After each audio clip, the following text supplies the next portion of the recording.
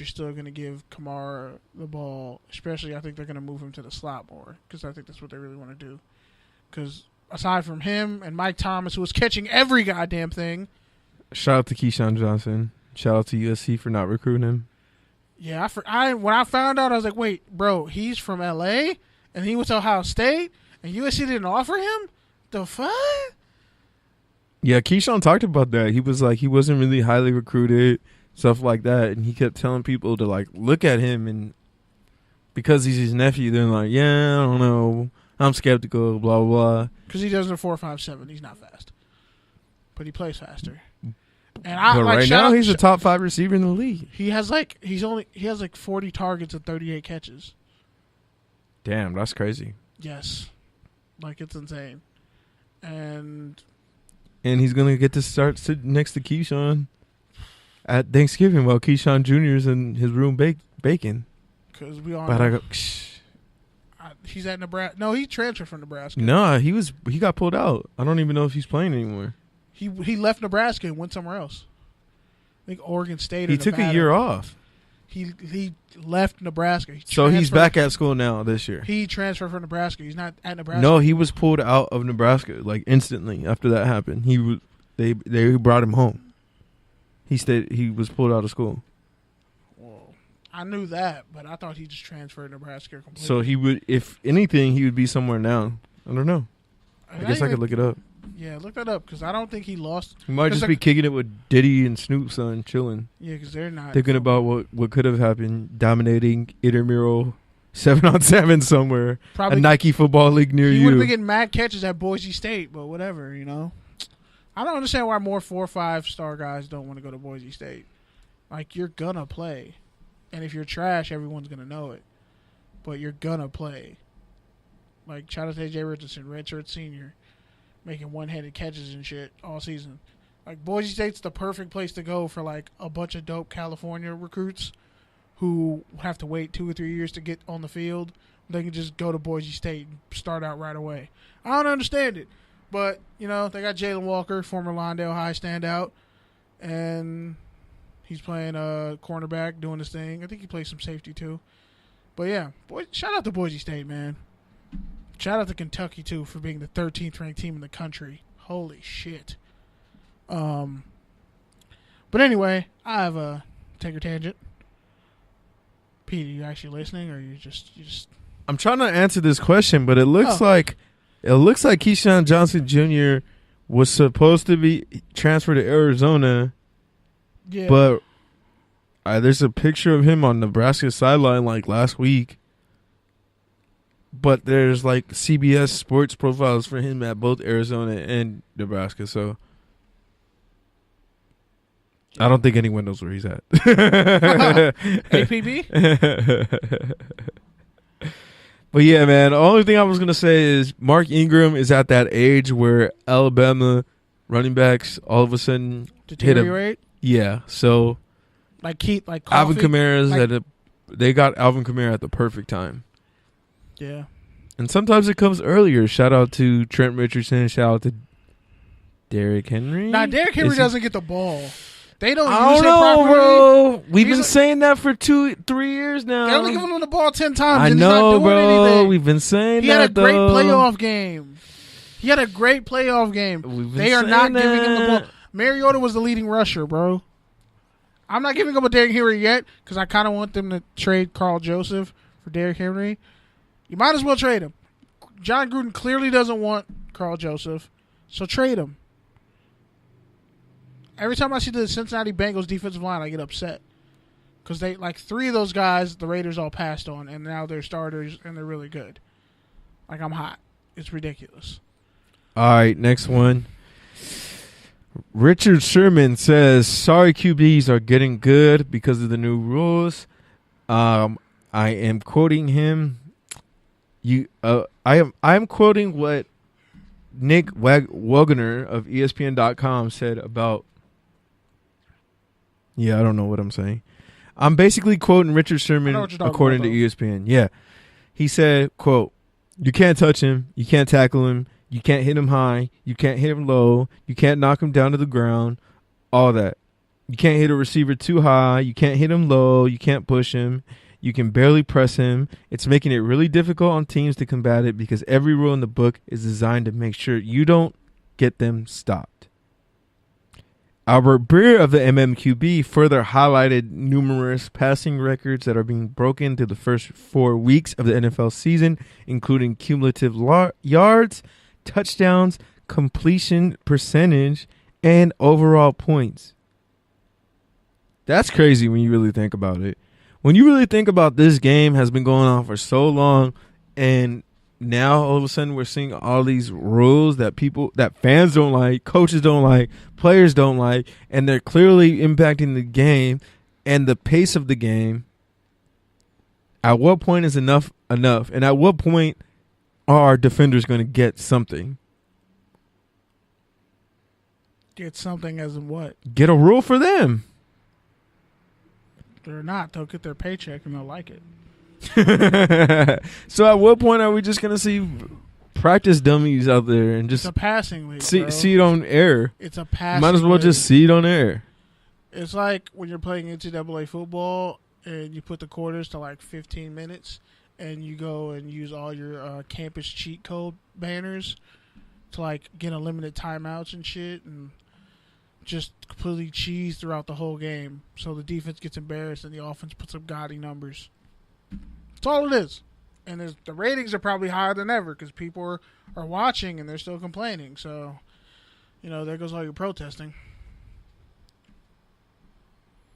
Yeah, man. I got one, though. Go ahead. So, Nick Saban called out the Alabama student section. Pretty much how, they don't show up for games. Probably because they're blacked out, wasted. That's my tangent on that. And, literally... Never mind. I was going to say something. They didn't really attend. He was disappointed because more students didn't attend Alabama's home game against Louisiana Lafayette. And my next point on that same exact tangent, was, I don't know, Nick. Maybe schedule better out of conference games. Ding ding ding ding ding ding ding ding ding. That was so good. It should be a drop now. And honestly, wait. Honestly, bro, I'm going to tell you what he said. I can honestly say I was a little disappointed there weren't more students at the last game. I think we're trying to address that. I don't think they're entitled to anything either. Me personally, I think it ought to be first come, first serve. If you don't want to come to the game, they don't have to come. But I'm sure there's enough people around here that would like to go to the games, and we like for them to come and be. We like for them to come too because they support the players. Okay, Saban, you know what you're talking about? A pro football team in Alabama. That's literally what you're talking about. If you're not going to have a section for students to get discounted cheap tickets for the school that they actually go to in the community that they're actually invested in and putting their time into, which is supposed to be the overall umbrella that this football team that you coach is underneath, then yeah, you're not amateurs, number one. And number two, you probably shouldn't even be at the damn university. Oh, wait. I got two more, but here's what he said next. We've always had great people travel. We've always had great people travel on the road for us and had great spirit on the road. We have great fans, so I appreciate that. But to see half the student section not full, I've never seen that since I've been here before. Maybe because most of the SEC has been trashed for a minute, way longer than mainstream media would like to admit because, I don't know, ESPN's holding hands with the SEC network. But yeah, I don't know. It's only the single most overrated conference it has been for a minute. But yeah, I don't know. Tennessee's really good. Psych. Florida's really good. Psych. Actually, they're ranked 22nd. Do I need to go on? Vanderbilt? They're ranked 22nd, and they're playing 5th-ranked LSU. Which, by the way, LSU's been a surprise. Everyone thought they were going to be trash. They have a quarterback. Everyone thought LSU was going to be trash. National title favorites every year. But anyway. Shout out to Zach Mettenberger. No, fuck that guy. He had Jarvis Landry, Jeremy Hill, shout Odell Beckham Jr. on that team. Shout out to the other Joe Burrow is the quarterback. Who was the other big arm white quarterback they had? It was either before or after Jamarcus Russell. It was before Rohan Davey, black guy. Nah, they had a white dude. Matt Flynn wasn't. He didn't have a big arm, but Matt Flynn won the national title for LSU. It might have been Matt Flynn. Matt Flynn didn't have a big arm. He was trash. Oh, but All right, I'm over talking about the subject. No. I'd rather talk about the shop. This one is going. But this one is. If you didn't get that, LeBron and Nick Saban had beef. Yeah. So okay. Now, to go on my tangent on that part. Hey, Nick, fuckface. How's the family? Good? I'm glad to hear that. Now, anyway, did you just tell students who go to school to get a degree in a better life that they shouldn't come to the games where you beat the shit out of, honestly, the athletic equivalent of like a fucking high school football team that's like Class 5A or whatever, after you guys being in national title games for like 7 or 12 straight years? Yeah, sorry, but success... Wait. Sorry, I'd rather... No. Familiarity breeds contempt. And if you're not doing anything different but just blowing out teams you're supposed to beat, what's the point in going to the game? Literally, that stadium itself, Bryant-Denny Stadium, holds more people in it than the actual town of Tuscaloosa, Alabama. So there's more people in the fucking town. Actually, no, there's less people in the town than there is that would pack out the stadium. And by the way, they probably have class and shit to go to. Yeah, you can... Man, fuck all that noise. No, you can punk out your players and scream amateurism, because I'm going to get to another list in a minute as the top paid coaches in college football. But you can't punk out the students that got there without football and don't need Joe punk ass. So, fuck all that noise. All I want to say you just is... want cousin Charlie to show up to the game. All I want to say is I'd much rather get blacked out wasted and play beer pong than watch Alabama beat the shit out of some sorry ass team. A Sun Belt team. Not to mention, I'd rather just flip that that student ticket and get money to actually eat food. Since I don't know, I'm a player that can't work and make money off my own likeness. I'm homeless with no car and I'm a fucking college student. And I'm also a post-college graduate student in my early to mid-20s because, you know, the economy's fucked up. Meanwhile, you're making $10 million to be a scumbag. Fuck you, Nick Saban. And you know what? Nobody gives a fuck about Tony Romo either. Stay your ass in the booth. Nobody wants you to come back, Tony Romo. Keep going. I don't know why that makes Jason Witten is bad on broadcast too. Yeah. I don't even know. Why do we keep... Speaking of enable, why do we keep giving former Cowboys players gigs? Like, honestly... Jerry Jones, and it's called money, and everything's bigger in Texas. Honestly, it's always Steelers, Patriots, and Cowboys who always get the nod after retirement. The Bill Belichick coaching tree is trash, too. Shout out to Front Butt. Charlie Weiss. Charlie Weiss. I was going to say Mark Mangino? Shout out to Mangenius. Shout out to Ryan Mancini, Mangenius. No, I was talking about the... No, but that's his nickname. You can't... No, Mancini will get pissed. You can't say...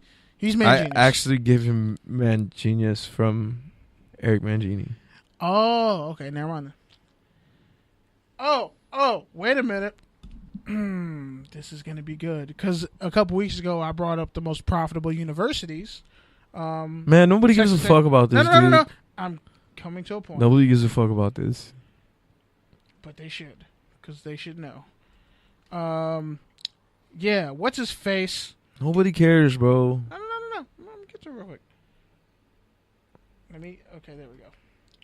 So, highest paid football coaches this season. Dabo? No. Because it bears into my fucking Nick Saban take. Nick Saban makes about $8 million a year. Dabo Swinney makes about $7 million. Jimbo Fisher makes $7.5 million.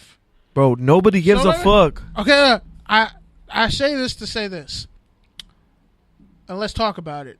They keep saying there's never enough money, but these coaches are multimillionaires off the work of athletes who are literally the entertainment, the box office, the reason there's concessions. Oh my God, they bro. literally do everything, and they go to class. We get it. We've had and they this can't get conversation paid so many times. Like Oh, literally, the God. fact that coaches get paid millions of dollars to coach college football is like a direct violation of amateurism.